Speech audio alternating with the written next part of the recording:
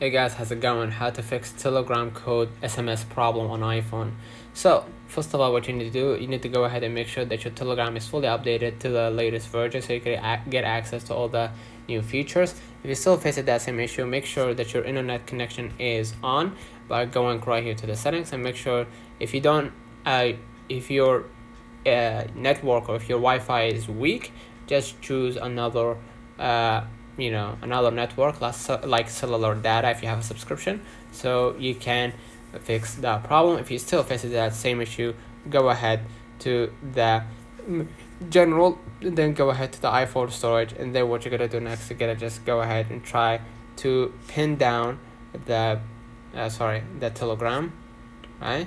And then after you pin down that Telegram, what you're gonna do, you're gonna upload the app, and by uploading the app, you will release some of the unnecessary data or files within the Telegram, and that should fix your problem. So let me know in the comments if this video helped you. Don't forget to like and subscribe, and thank you for watching.